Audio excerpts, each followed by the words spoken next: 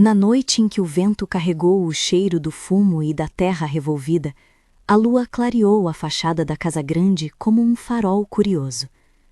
Por trás de uma fresta de cortina, uma janela abriu-se como se fosse um olho. Ali, à sombra, um homem permanecia imóvel, olhando.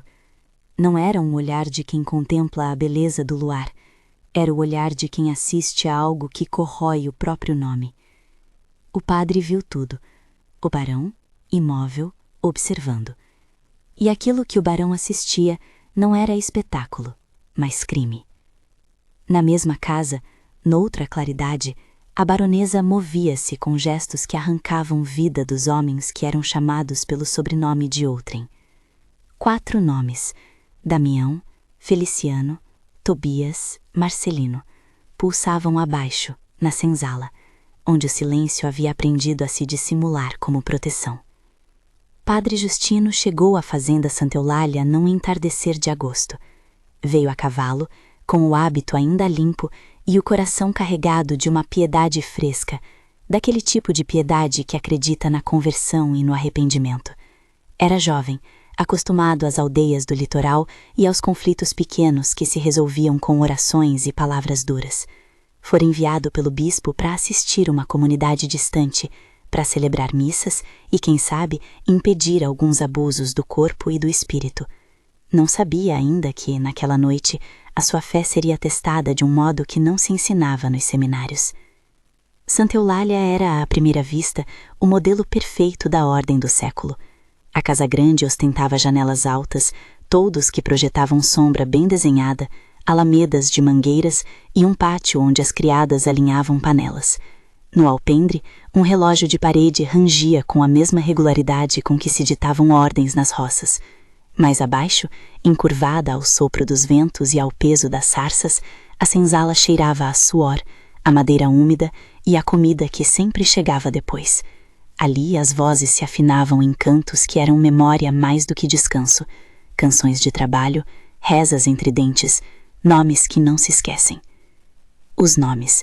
Importa dizer os nomes, porque a única forma de resistir a essa desumanização é reconhecer a humanidade que o homem branco tentava apagar. Damião era alto, de mãos largas, cantava baixinho trechos de uma ladainha que aprendera com a mãe. Feliciano tinha uma risada curta, que vinha como faísca e se apagava. Lembrava festas que nunca mais pôde ir. Tobias era o mais jovem, resguardado como se soubesse segredos que o mundo não merecia. Gostava de consertar relógios quebrados para ouvir o tic-tac. Marcelino trazia nos olhos o cansaço de quem já via o mundo em fitas. Reconstruía bancos de madeira com a paciência de quem repara o tempo. Eram homens com histórias, filhos, irmãos, lembranças de noites antes da venda, nomes de quem os esperava além da mata. A baronesa Constança caminhava pelo corredor com um tipo de calma que confunde, aparência de fragilidade, falar baixo como se a voz fosse um acessório que se usa apenas em público. Mas havia algo de voraz sobre essa calma, um apetite por controle que transformava pessoas em peças, que transformava homens em objetos sob seus pés. O barão Cristóvão de Andrade Sampaio cumpria os rituais do poder. Caçava, assinava papéis, recebia visitas e sorria quando convinha. Tinha a expressão de quem havia herdado mais do que possuía, um direito. Ao redor deles, Inácio, o feitor alforriado, homem de conhecia a fazenda como o próprio corpo, organizava, instruía e por vezes fechava os olhos. Ele era o executor, pedreiro da ordem que se mantinha por medo e por economia. Havia ainda Benedita e tia Madalena, mulheres de cozinha e de orelha, que guardavam notícias entre as colheres, como se fossem remédios amargos. Na primeira semana, Justino conheceu a rotina como quem descobre um mapa antigo. Visitou a capela que rangia, celebrou a missa em bancos retesados, ouviu as confissões em voz baixa. Perguntou sobre a senzala com o tato de quem busca não ferir, e a princípio recebeu respostas enmeadas de complacência. Aqui sempre foi assim, todo mundo tem sua ordem. Mas havia olhares que não mentiam. Havia quem cambaleasse e tocasse o peito como se o coração tivesse sido espremido por mãos invisíveis. e havia, por trás das palavras polidas, o rumor. Rumores que ondulavam como fumaça. Não demorou para que os rumores deixassem de ser fumaça. Numa das noites, atraído por passos que não pertenciam a gente da Casa Grande, Padre Justino caminhou pela Alameda das Mangueiras. Queria mais do que ver, queria entender. Aproximou-se da varanda lateral, onde as janelas davam para o jardim que separava a casa da senzala. Havia uma luz fraca na janela do quarto de hóspedes, e na penumbra o contorno de 2 corpos. Observou primeiro com o pudor do homem de fé. Observou depois com a inquietação do homem que começa a pressentir a verdade. E foi ali que viu o barão, parado junto à janela do corredor alto, os ombros rígidos, a sobrancelha franzida. O barão olhava. Não falou. Não interveio. Assistia. E quando Justino percebeu que o barão assistia, algo na disposição do mundo mudou. Não é preciso traçar a cena. Não é necessário descrever o que se faz quando se retira de alguém a liberdade. É suficiente dizer que a baronesa estava entregue a uma prática que nela fazia ruir qualquer sombra de humanidade diante de 4 homens. É suficiente dizer que aqueles homens não eram convidados, eram forçados. É suficiente dizer que o olhar do barão ali tornava público o que deveria ser um segredo trágico: a cumplicidade do poder. O que Justino viu foi a confirmação de que o mal ganhava coberturas de seda e sopros de quem comandava as casas grandes. A visão rasgou algo no padre. Não apenas porque a injustiça o chocava, mas porque ali havia uma contradição que o feriu profundamente.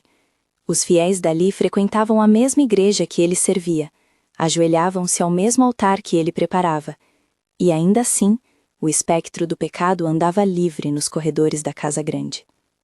Justino voltou à sua cela com passos que pareciam perder o compasso.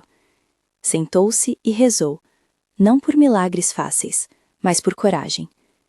Não sabia ainda o que faria, mas sabia que não poderia, sob nenhum pretexto, aceitar o silêncio cúmplice. Se esta narrativa te toca, inscreva-se para manter viva a memória dessas histórias. Ao amanhecer, Justino saiu mais atento. A senzala não permitia a pressa. Lá, as tarefas continuavam como se nada acontecesse. Milho era debulhado, ferramentas eram afiadas, panelas lavadas.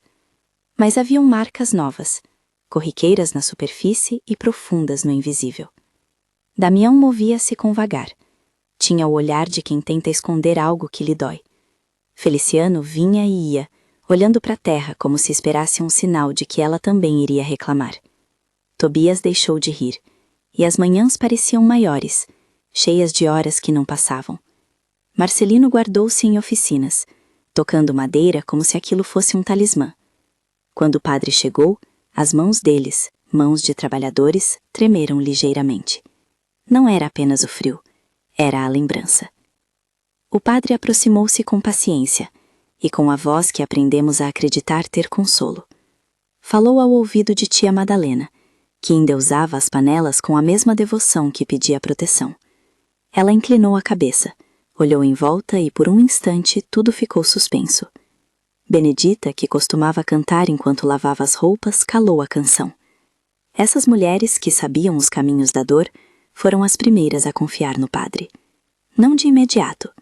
Confiança brotou em pequenos gestos, um pão dividido, uma informação sussurrada, uma chave deixada no prumo. Os relatos vieram como gotas, não como torrente. Tia Madalena contou em voz baixa sobre noites em que as portas da Casa Grande rangiam, e os gritos eram abafados. Benedita lembrou de panelas que esfriavam sem motivo, e de passos que deixavam marcas no chão de tábuas. Josefa, que passava entre as camas, disse que muitas vezes encontrava os homens exaustos, perdidos, arrastando-se como se alguma coisa lhes tivesse sido arrancada. As falas eram fragmentos, mas configuravam um mosaico reconhecível. Haviam sessões organizadas, havia a presença de Inácio, que chamava os homens. Havia a minha descrença do poder que permitia. Justino ouviu tudo com cuidado. Não desejava expor ainda.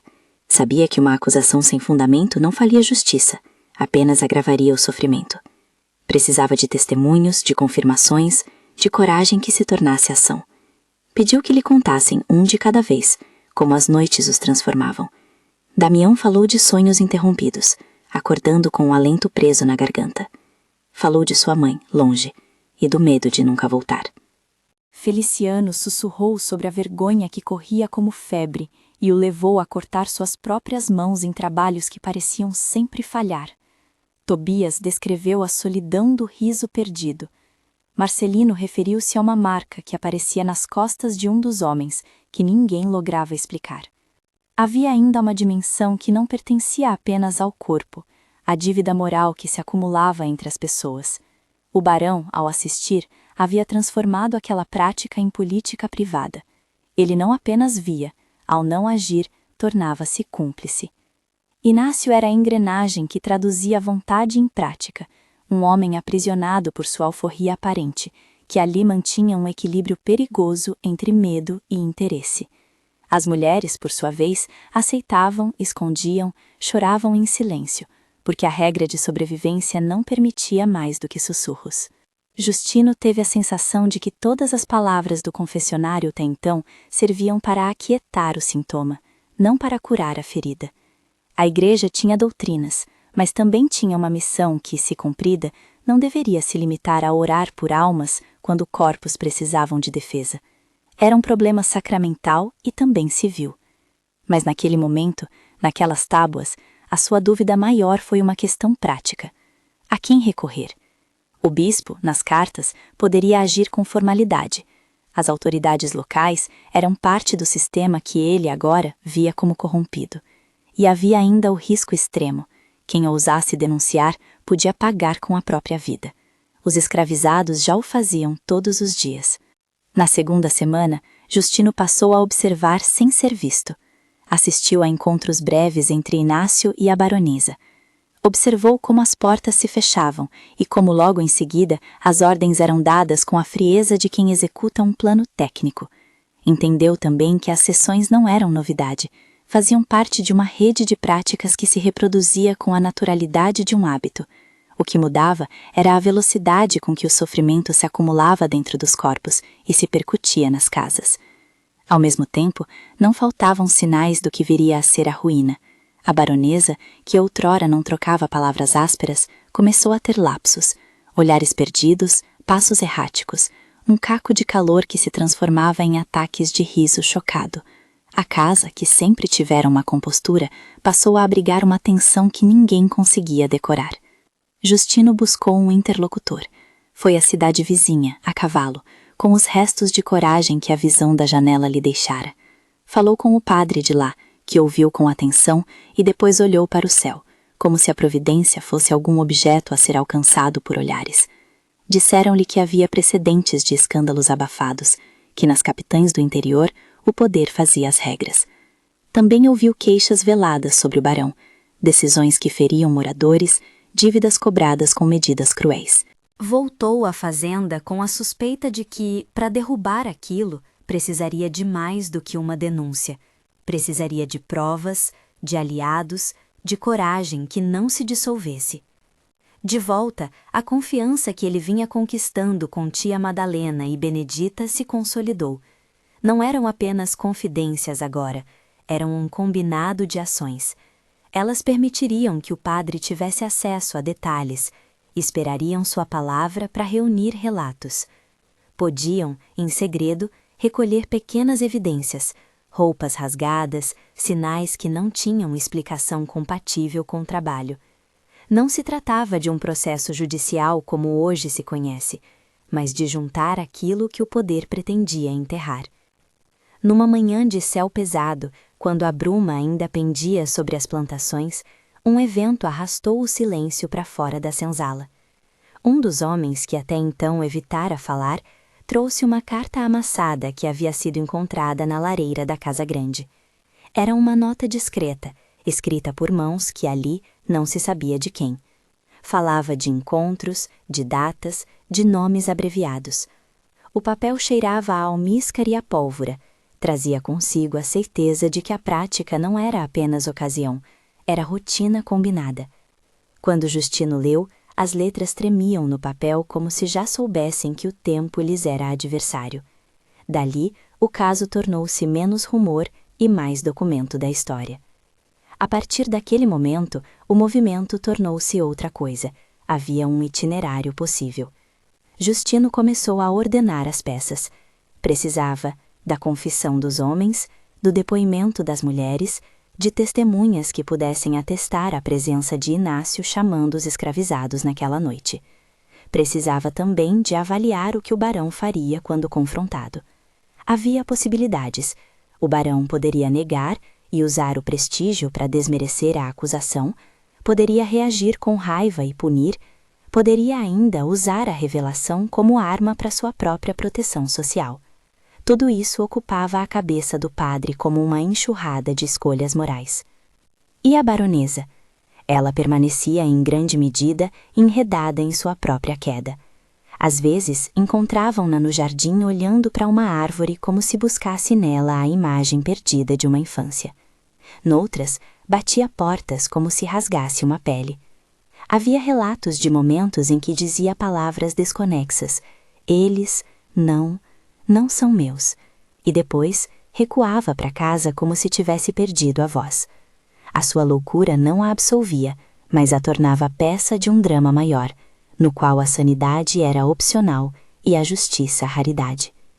Quando a primeira denúncia privada começou a tramitar, Justino teve consciência do preço. O preço vinha em olhares que antes cumprimentavam com reconhecimento e que agora o mediam com suspeição. O barão não disfarçava o desagrado. Outras famílias, que viviam com favores trocados, preferiam a prudência. A igreja local, que já vira escândalos menores, manteve uma fronte cautelosa. Havia sermões sobre a caridade e sobre o pudor, mas raramente sobre a responsabilidade de quem exerce o poder. Justino percebeu com amargura que a religião podia confortar os de baixo e proteger os de cima, conforme a direção do vento. Os primeiros boatos de retaliação chegaram como pequenas pedras. Um dos homens sofreu agressões discretas, outro foi mandado ao trabalho até quase cair. O barão, em público, manteve a dignidade de Casagrande. Em privado, fez notar que a paciência tem limites. Acelerou-se então o sentimento de perigo entre os que queriam ser verdadeiros. O padre passou a viver no fio do perigo ético. Conhecia a verdade, tinha a responsabilidade de torná-la pública, mas tinha medo das consequências que a exposição traria aos corpos já marcados pela dor. Havia, entretanto, uma chama que insistia em não apagar, a memória daqueles homens. Em noites de chuva, enquanto a água batia nas telhas e as pessoas se recolhiam, alguns começavam a cantar. As canções eram fragmentos, menções às mães, pedidos de vento, nomes repetidos como mantras. Era nesses momentos que Justino aprendeu a ver além da ferida. Ouviu histórias de infância, ouviu falar de mulheres que esperavam por cartas, de filhos que talvez tivessem outra sorte. Cada história restituía um pouco de humanidade aos homens que, no trabalho diário, pareciam reduzir-se à sombra. E foi nesse ambiente de tensão, de coragem ainda bruta, que uma nova noite trouxe o risco à porta. Padre Justino instalou-se na capela com ânsia de pensar melhor. Ao fechar os olhos, voltou a ver a janela onde o barão assistira, e a luz que cercava aquela imagem com a mesma incredulidade que ele sentira. O mundo parecia dividir-se em antes e depois daquele olhar que nada fizera. Ele sabia que aquilo exigia uma atitude mais ousada do que confissões murmuradas. Precisava de uma estratégia que protegesse os vulneráveis e que colocasse o poder em posição de pagar pelo que fizera. Reuniu então as confidências que tinha, as vozes das mulheres, as cartas, as marcas. Fez um esboço de relato que pretendia levar ao bispo e aos homens de lei. Ao mesmo tempo, cultivou a cautela. Sabia que uma denúncia precipitada poderia desencadear uma vingança. Era preciso habilidade. Cada palavra que escolheria deveria ter força suficiente para não ser ignorada e contenção suficiente para não expor ainda mais as vítimas. Na manhã em que resolveu agir, O céu carregou-se, como se a terra também prestasse atenção. Justino preparou-se para uma visita ao barão. Tinha em mente a imagem do homem que assistira. Não ia para acusar sem base, mas para pedir justiça. Levou consigo a dignidade do clérigo e o nervo de quem já não pode calar. Ao adentrar a casa grande, sentiu o odor habitual de velas e livros, mas também um ar pesado de expectativa. O barão recebeu-o com a urbanidade que o tempo lhe ensinara. Um homem que sorve chá para amortecer a ironia e que tem o hábito de medir cada palavra. O encontro foi brando nas formas. Palavras trocadas sobre a fazenda, sobre dívidas, sobre a necessidade de ordem. Justino, entanto, deixou uma abertura. Falou da sua visita à senzala, falou das conversas, falou, sem nomear a quem a casa queria proteger, de dores que precisavam de resposta. O barão, por sua vez, sorriu de forma que era quase um aviso. Padre, há coisas que são do âmbito da casa. Interferir pode causar dano. A frase, cortada, tinha a intenção clara de desestimular. E naquela sala, sob quadros de antepassados que pareciam julgá-los, Justino compreendeu a profundidade do desafio. Enfrentar a casa grande era muitas vezes enfrentar um poder que se acha além do bem e do mal. Ao sair, Justino soube que fora compreendido como incômodo. Sabia que a partir dali a sua presença seria medida pelo barômetro do risco. Havia, contudo, uma determinação que o segurava. Não poderia abandonar aqueles olhos que vira na janela, não podia deixar que as canções da senzala fossem caladas pela indiferença. Voltou à senzala para recolher mais vozes e encontrou um clima que misturava medo e esperança. Procurou Damião e este perguntou com voz curta se haveria alguém que os ouviria verdadeiramente. Justino segurou-lhe as mãos com firmeza e disse que tentaria. A decisão de procurar apoio fora das cercas da fazenda trouxe consequências palpáveis. Nos dias seguintes, os olhares de que eram alvo aumentaram de frieza. O barão tecia uma rede de silêncio e advertências. Ao redor, os trabalhadores começaram a sentir os músculos da casa apertando-se. Inácio, por sua vez, aproximou-se do barão com relatórios e boatos, como se preparasse para a tempestade que a honestidade poderia trazer. A tensão crescia, não como fumaça, mas como uma corrente que ameaçava quebrar-se. E é neste ponto, entre a coragem do padre que se dispõe a desafiar o poder e a teia de silêncio que protege uma casa inteira, que a história encontra um limiar. O padre já vira o rosto do barão na janela, recolhera nomes, acumulava cartas. Chegara a um ponto em que a denúncia não era mais opção, mas necessidade. Ao mesmo tempo, reconhecia a fragilidade daqueles que seriam expostos primeiro, os homens da senzala. Preparava, portanto, um gesto que não poderia ser feito sem custo. O cenário estava montado. O vento parecia sussurrar que as próximas noites não seriam como as anteriores. E nos olhos de quem trabalha, nas mãos de quem reza, havia o nascimento de uma resistência que exigia preço. O plano que Justino desenhara não era imprudente. Era uma tentativa de traduzir dor em prova, lembrança em ação. Passou semanas costurando testemunhos com a delicadeza de quem manipula a linha fina. Recolhia roupas com rasgos sutis, anotava horários em que Inácio aparecia com ordens, reuniu as cartas anônimas que comprovavam a repetição dos encontros. Tudo deveria falar por si, sem apelos retóricos que pudessem ser menosprezados por quem defendia o status quo. Ao mesmo tempo, sabia que a palavra dita em praça pública poderia ser perversa. Exporia homens já vulneráveis, arrastaria famílias e traria sobre eles a fúria do poderoso. Por isso, além das provas, buscou amparo em alianças fora da fazenda, em comerciantes da cidade, em familiares de escravizados que ainda vinham em busca de notícias, em um juiz recém-chegado que não tinha laços com Cristóvão. O encontro com o bispo foi contido. O prelado ouviu com a paciência de quem pesa não apenas a moral, mas também a reputação da igreja e sua relação com proprietários. Pediu calma, pediu prudência e sugeriu que a denúncia fosse levada primeiro às instâncias civis competentes. É mais seguro para os homens, disse com o tom que mistura conselho e cálculo. Justino saiu do palácio episcopal com a sensação de que a igreja lhe dera a bênção em silêncio, mas não escudo. Havia, por outro lado, o juiz que aceitou receber denúncias e prometeu averiguação, uma esperança tênue, posta em escritórios onde papéis ganharam vida e medidas pudessem ser tomadas. Quando a petição formal foi entregue na comarca vizinha, o barão já sentira os ventos. A notícia correu como se o próprio latifúndio tivesse ouvido passos estranhos. Vizinhos cochicharam, capatazes sussurraram entre si, e o ar da casa grande tornou-se cortante. Cristóvão reagiu como um homem acostumado a manipular destinos. Convocou aliados, fez consultas a advogados de cidade e começou a usar as alavancas do poder que herdara. O que antes fora silêncio confortável passou a ser tensão militarizada por dinheiro, prestígio e medo. Enquanto isso, a senzala ampliou sua vigília, cada rosto carregando uma expectativa trêmula.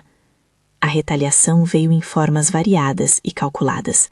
Primeiro, pequenas advertências, mercadorias atrasadas para a cozinha, dificuldade em conseguir lenha, cortes sutis nas rações. Era um circo econômico que tinha o efeito de desgastar e de amedrontar.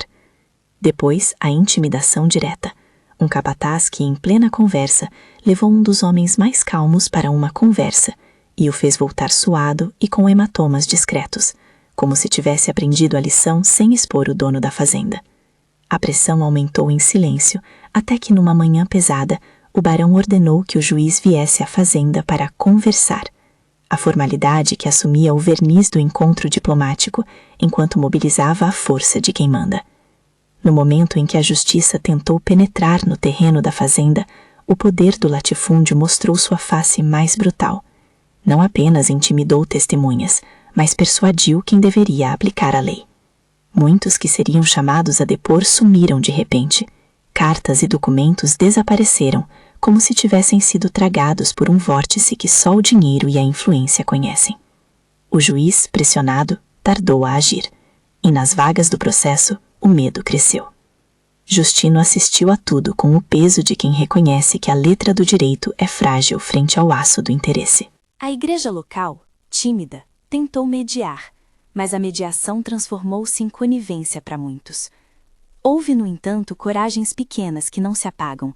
Tia Madalena e Benedita continuaram reunindo os relatos à noite, trocando olhares que diziam agora, sem pronunciar a palavra. Josefa escondia objetos que poderiam ajudar a provar o abuso, e algumas mulheres da cidade, movidas por um senso de justiça que elasticamente atravessava classes, começaram a escutar e a acolher. Essas pequenas redes de cuidado foram um matiz de dignidade em tempos de opressão. Mas a vingança do barão veio em seu formato mais cruel, a venda dos homens. Numa manhã anunciada por trombetas de rumor, homens estranhos chegaram com papéis e algemas de aventura legal. Foi uma operação meticulosa. O que se quer enterrar não se discute, se transporta. Chamaram por nomes ordenadamente, e um por um os homens foram levados para um terreiro improvisado. A cena da venda não precisava ser alta em palavras para ser devastadora. Havia mães que arribavam nos dedos de lembranças. Havia mãos que se tocaram com uma despedida muda. Havia a fresta de um lenço que um deles lançou para um rosto conhecido. O coração da senzala partiu-se em silêncio. Damião foi um dos primeiros a ser chamado. Seguiu com a calma dos que há muito aprenderam a partir sem alarde, mas deixou um bilhete escondido no seu banco de trabalho. Uma palavra para a mãe, para que, se por acaso a palavra chegasse, soubesse que ele lembrava dos dias de festa antes da venda. Feliciano, que sempre buscara risos, tentou uma piada na frente do comprador e foi recompensado com o olhar seca de quem calcula lucro. Tobias, o jovem reparador de relógios, segurou firme na caixa com ferramentas, como quem tenta levar um pedaço de mundo consigo. Marcelino, com seu silêncio construído em paciência, ergueu o queixo e caminhou como um homem que, mesmo vendido, carregava uma ordem de afeto. A alternativa à venda seria a morte disfarçada, castigos que levavam alguns ao corpo doente e à despedida sem registro. Um dos homens que antes rira menos e remava mais nas tarefas tombou doente pouco depois da alteração de venda. uma febre que o fez inchar e morrer numa madrugada de chuva. Não foi uma morte gritante, foi um lamento contido, uma lacuna que ninguém poderia preencher. Quando seu corpo foi enrolado em uma manta e entregue à terra sem cerimônia, as canções da senzala pararam por dias. Havia acúmulo de desgosto que o barro não conseguia mais guardar. O barão, no entanto, não desejava apenas dispersar testemunhas, queria esmagar qualquer semente que pudesse incubar resistência. Mandou um recado público ao padre, que chegou por meio de um mensageiro que parecia escolhido para ser discreto. Padre, há limites para o zelo. O senhor se mete em assuntos que não entende. Não provoque. A mensagem era cortesia e ameaça. Quando Justino compareceu à Casa Grande para falar com Cristóvão, ouviu, então controlado, palavras que complaciam e ao mesmo tempo ordenavam um silêncio. Fizemos o que era necessário para manter a ordem, disse o barão, com olhos que não escondiam a linha fina entre arrogância e pragmatismo. Não é da igreja confundir-se com revoltas. Justino, firme, respondeu que não buscava revolta, mas justiça, que a igreja tinha dever de proteger e denunciar o que ferisse a dignidade humana. Ao sair, sentiu que havia plantado uma semente de ódio no solo do senhorio. Enquanto a retaliação consumava-se, a baronesa entrou em colapso aparente. Sua mente, que já dava sinais de fratura, multiplicou vozes. Por vezes, caminhava pelo corredor como se procurasse algo que perdera. Noutras, berrava nomes, chamava eles, com um desespero que parecia convidar o próprio mal para dentro da casa. Havia quem visse nisso a justiça da desrazão. A mulher que havia imposto o sofrimento, agora era consumida por sua própria inquietação. Contudo, a sua loucura não eximia a responsabilidade, apenas transformou o aparato da punição em espetáculo doméstico. Cristóvão reagiu com frieza. Ordenou que sua esposa ficasse recolhida, que os quartos fossem cerrados e que ninguém falasse de suas alucinações em público. A Casa Grande, no entanto, já não encontrava serenidade. No meio de toda essa trama, Inácio teve seu papel reexaminado. Alforriado por muitos anos, ele havia se tornado o executor de ordens, o tradutor de desejos em tarefas. Sua posição era ambígua, parte cúmplice, parte condenado por sua própria sobrevivência. Em noites em que o álcool o visitava, confessava a amigos que sentia desgosto pelo que fazia. Noutras, justificava-se com a lógica que a alforria impõe. Quem comanda dá o tom da vida. Ao ser confrontado com a possibilidade de depor, Inácio primeiro negou, depois hesitou, e por fim cedeu a um medo antigo. Denunciou apenas parcialmente, omitindo o nome do barão, apontando para ordens de cima, sem explicar quem estava em cima. Sua traição foi uma sombra do sistema que o havia criado. Quando mais tarde tentou remendar, era tarde demais para muitos. A sentença política que o barão implementou foi definitiva para o padre: desacreditamento social. Boatos começaram a circular, insinuando que Justino exagerava, que seus olhos recém-chegados ao sertão não compreendiam os usos locais, que talvez seu zelo fosse mais política do que caridade. Alguns paroquianos se afastaram, temendo a ira do Senhor. Outros, por medo ou por interesse, optaram por silêncio. A igreja local, pressionada, sugeriu uma pausa nas atividades do jovem padre até que as águas se acalmassem. O silêncio institucional foi uma facada que doeu mais do que as ameaças veladas. Quando a própria casa do Senhor se encolhe diante do poder temporal, o súbito isolamento é um suplício moral. O isolamento, contudo, não anestesiou a moral do homem.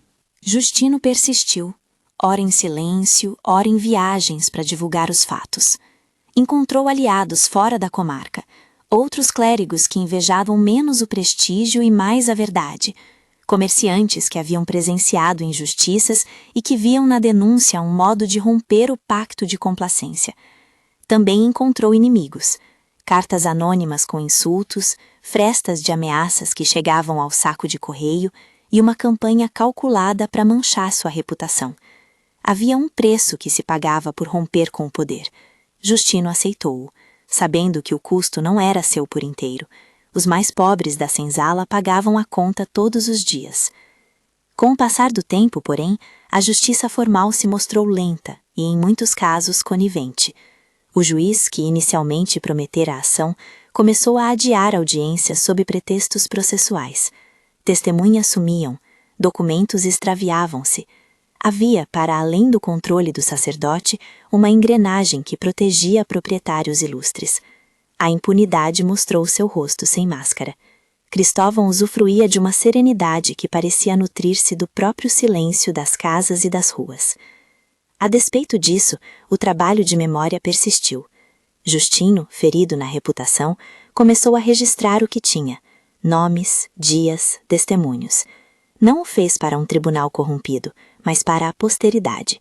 Escreveu cartas, colecionou relatos, pressionou jornais locais para publicar notícias que, apesar das tentativas de abafar, começavam a ganhar o sussurro de leitores curiosos por histórias reais. Aos poucos, o caso que nascera em Santa Eulália deixou de ser apenas assunto de quintal. Tornou-se questão de mesa de café, de troça e de indignação, ainda que muitos optassem por evitar envolvimento direto. A baronesa, por sua vez, viu sua condição física e mental degenerar. Seus surtos tornavam-se mais frequentes. Alternava noite e dia com gestos sem sentido e com frases de confissão que mais pareciam lamentos. Uma vez, durante a madrugada, abriu a porta do quarto e caminhou sobre a chuva até a capela. Ficou na soleira, olhando para o altar como se procurasse a absolvição que o confessor negara. Havia quem visse ali uma cena que pedia piedade, e quem fizesse dela motivo para rir da queda de aristocratas. Para Justino, foi a imagem que marcou. A mulher que comandara a violência estava agora diante de uma cruz que não se movia para puni-la. Ele tentou falar com ela, perguntar se lembrava dos nomes, das noites, daquilo que havia acontecido. A resposta foram murmúrios, palavras desconexas e lágrimas que não pareciam penitência, mas ruína. O destino dos homens dispersos foi desigual e cruel. Alguns foram vendidos para fazendas distantes, onde o contato se perdeu no mapa e no tempo.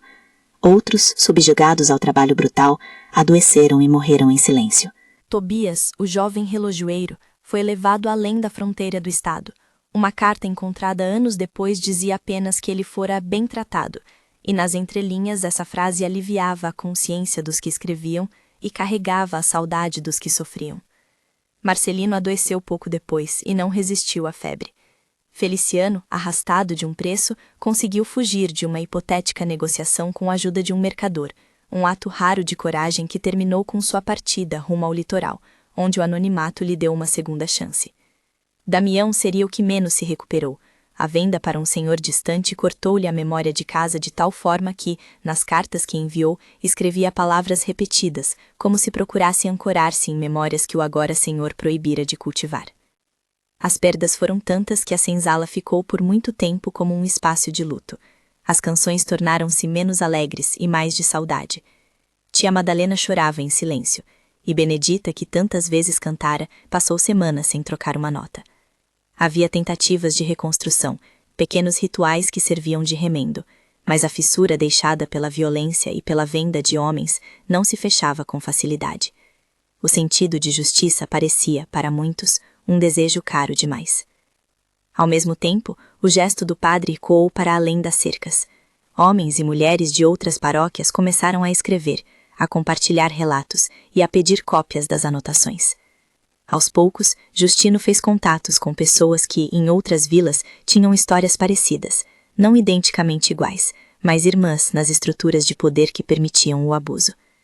Com uma caneta empenhada, ele passou a reunir esses fragmentos, a transformá-los em argumento público. Era um trabalho paciente, que feria-lhe os ombros e restituía-lhe algum sentido. Aquilo que a lei não queria admitir, a memória poderia registrar. Veio então um novo episódio que consolidou a imagem das contradições do lugar. Um dia, durante um sermão onde a capela estava cheia, uma mulher levantou-se e, com voz que tremia de coragem, fez a pergunta que ninguém da Casa Grande aceitava ouvir diretamente. Padre, o senhor não pode nos proteger? A pergunta foi como um estilhaço de verdade nas faces dos presentes. Alguns desviaram o olhar. O barão, que se encontrava entre os convidados de costume, apertou os punhos. Outros, no entanto, sentiram o peso da pergunta e a necessidade de agir. A igreja, que até então orava por almas, foi compelida a refletir sobre a necessidade concreta de proteção dos corpos. A partir desse momento, a comunidade começou a se dividir com mais nitidez. Havia quem optasse pela conveniência do silêncio e quem, apesar do risco, defendesse a denúncia. A luta que se seguiu misturou ação e palavras. Justino organizou reuniões discretas, recolheu mais provas, levou o caso a jornais maiores e buscou aliados em cidades mais populosas. Em um desses encontros, conheceu um grupo de ativistas, homens e mulheres que defendiam a abolição e que, apesar dos riscos, acreditavam que a exposição pública podia mobilizar a opinião. Para eles, a história de Santa Eulália era uma narrativa a mais que precisava de voz. Compartilharam estratégias, mapearam meios de divulgação e combinaram como chamar a atenção sem expor os vulneráveis. A pressão pública começou a surtir efeito parcial. Crônicas críticas saíram em jornais, vizinhos começaram a perguntar em voz alta e a fazer denúncias de práticas semelhantes. Em algumas cidades, audiências foram marcadas.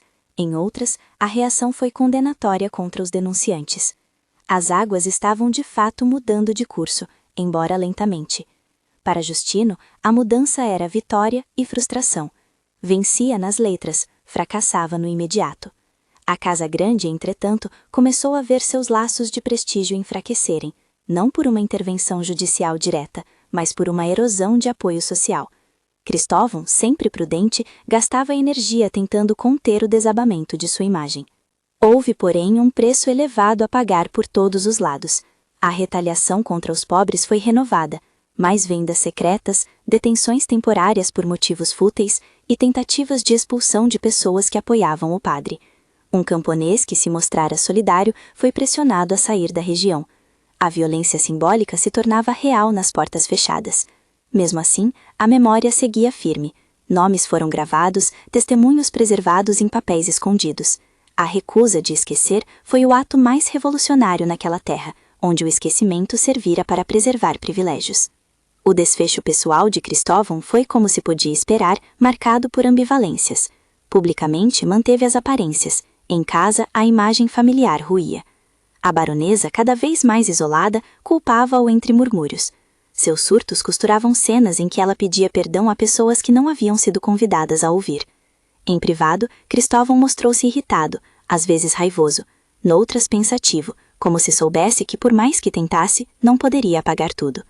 Nas noites em que a Casa Grande parecia respirar fundo, olhava para os quadros dos antepassados, e talvez por um instante sentia que a história, aquela que eles acreditavam escrever com mão segura, escapava-lhes do controle. Quanto à baronesa, a ruína mental a levou a medidas invulgares. Em certo período, tentou comunicar-se com as famílias das vítimas, um pedido de desculpas que mais parecia delírio. Em um daqueles raros encontros, fechada no quarto com as janelas baixas, pediu à mulher de serviço que chamasse o padre. Quando Justino entrou, ela olhou-o como quem busca absolvição, e, entre soluços desconexos, pronunciou nomes que confirmavam o que já fora denunciado. Não foi uma confissão formal, foi mais como se um peso interior tivesse se estilhaçado. Para alguns ali presentes foi um teatro final. Para outros, a única forma de reconhecimento que poderiam esperar. O padre ouviu, tomou nota no silêncio, não para punir, mas para registrar a verdade. Não houve perdão milagroso nem redenção fácil. Havia apenas o reconhecimento daquilo que fora. O tempo passou, e as feridas continuaram a doer. O padre, desacreditado em sua paróquia e cansado das manobras políticas, resolveu transformar sua ação. Em vez de buscar uma justiça imediata que se mostrava lenta e parcial, dedicou-se a construir memoriais simbólicos. Organizou encontros com comunidades, compôs um pequeno livro com relatos recolhidos, dedicou missas em intenção dos nomes que saíram da senzala e não voltaram. Reuniu cartórios, cartas e, sempre que podia, escrevia para jornais, para que a história não fosse mais apenas rumor. Aos poucos, sua voz, embora já não tão ouvida na fazenda, ganhou palco em cidades onde a imprensa não se curvava facilmente aos poderes locais. Anos depois, já mais velho, Justino tornou-se conhecido não apenas como o padre que tentara expor um crime, mas como um homem que criou um arquivo de memória. Sua coleção de testemunhos foi consultada por outros denunciantes. Suas cartas circularam entre associações que lutavam por mudanças. não foi uma trajetória de triunfo imediato. Muitos dos culpados terminaram sem pena. Mas a história que ele juntara passou a servir como prova de que a violência acontecera, de que as vidas arrancadas mereciam nome e lembrança. Em vida, alguns dos homens separados tiveram o possível de alguma paz. Feliciano, que fugira, teve netos que ouviram fragmentos de sua história. Tobias jamais voltou, mas o relógio que reparava foi anos depois mencionado numa carta que falava de um homem que sonhara com tempos melhores. Marcelino foi lembrado em canções que Benedita fez para não esquecer. A memória, ao fim, deu lugar a um ativismo silencioso. Justino passou a visitar outras capelas, a engrossar a voz daqueles que pediam a abolição e a usar sua história como exemplo do preço que a sociedade pagava por aceitar a desumanização. A luta dele não pediu glória, pedia apenas que os nomes fossem lembrados e que as estruturas do poder fossem questionadas. Em algumas praças, jovens ouviam suas narrativas e se indignavam. Em outras, olhares cínicos permaneciam. Mas, de qualquer forma, a resistência cresceu. Santa Eulália nunca voltou a ser o mesmo lugar. Nos anos que se seguiram, a Casa Grande perdeu parte de seu brilho social. Muitos amigos e aliados distanciaram-se. Cristóvão envelheceu sem jamais pagar, oficialmente, pelo que acontecera. A baronesa, consumida pela sua própria ruína, morreu sem queimar em público suas memórias, num leito pequeno, com poucos a chorar por ela.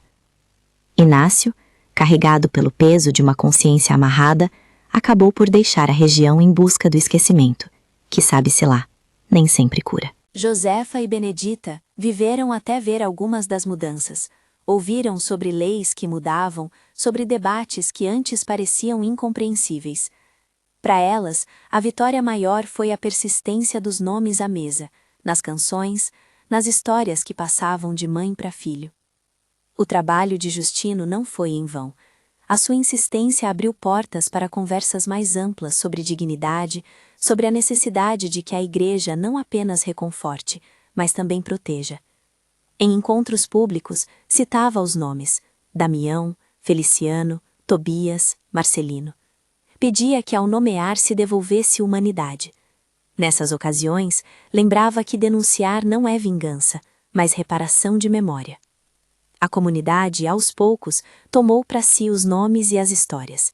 Em praças e capelas surgiram recitais e leituras públicas que buscavam manter a lembrança viva.